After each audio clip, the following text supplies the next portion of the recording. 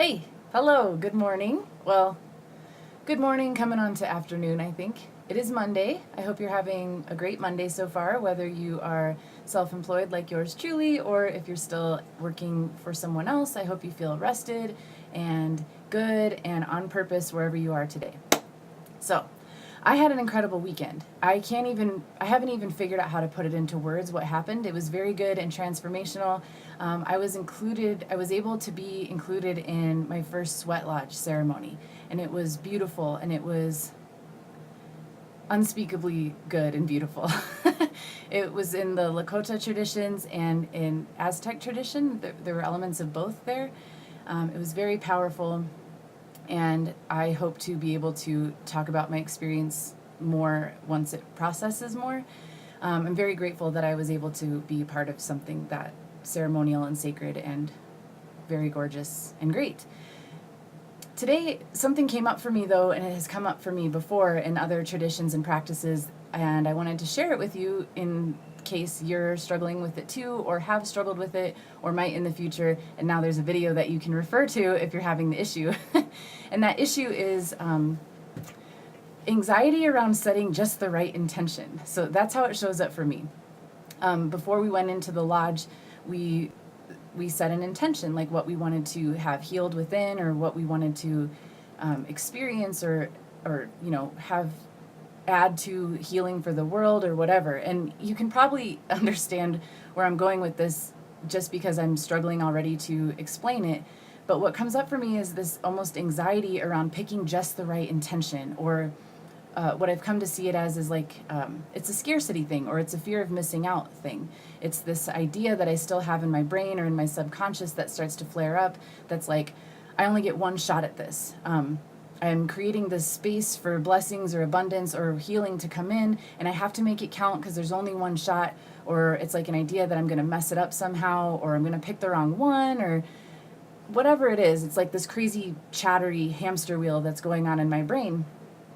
And I really just want to loosen up around that and start to understand that there's no one shot at this, and there's no one right way to do this. I experience it also in Yoga Nidra. In the practice, sometimes I've been invited to pick a sankalpa, which is like this seed that you sort of plant in the subconscious before you start the practice. It's a deepest wish. It's like your highest yearning.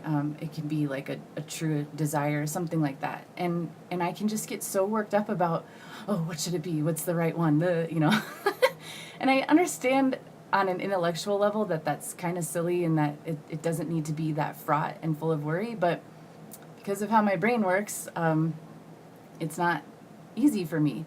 And I think of it, someone articulated it for me really well when we were driving back from the sweat.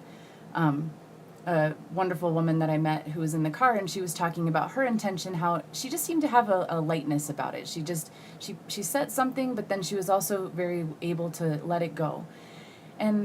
And I feel the beauty in that. I feel that I want to be able to let things go on so many levels. There's so many places where my brain just grabs onto things and doesn't let them go. And I think for me, it's been a struggle even to recognize that I'm clenching onto something like that.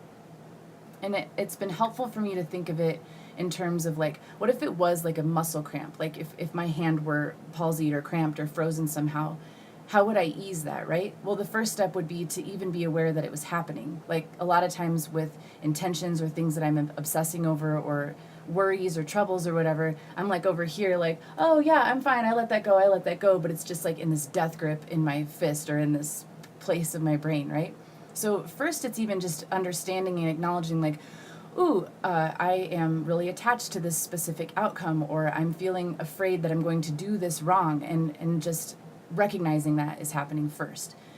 And then to soften that, it's just been a practice, a daily practice of being gentle with myself and being kind with myself, and using soothing words, and understanding that the part of me that's gripped on like this is scared or wounded or hurt or worried or whatever, and learning how to address that part of myself from a place of compassion, from my higher self, from a place that understands that I'm always cared for, I'm always provided for, I'm always supported, and just learning ways to soothe that part of me, because it needs soothing. It's not, I used to approach it in this way of like, oh God, you're clenched onto this, just let it go, just let it go. Like it's so easy. And it's not so easy, especially if I've had years and years of being attached or fastened to this one worry or fear or anxiety. So yeah, I just wanted to share about that because I feel like there's a lot of relief to be had if we can recognize that we're coming from this place of like, I only get one chance to make a really good intention or make a good wish or whatever. Like we can make new intentions every minute of every day, and we do, and we can just kind of be gentle and have fun with it. Like what comes up? What sounds like something that you would like to intend for a day, for a ceremony, for a life? And then just sort of release that as best you can and kind of see what comes up and what flows in for you. So that's another piece of it, is understanding like I might set an intention for healing for a certain issue for myself, or I might be really concerned about the earth and want to send healing for that, and that's my intention.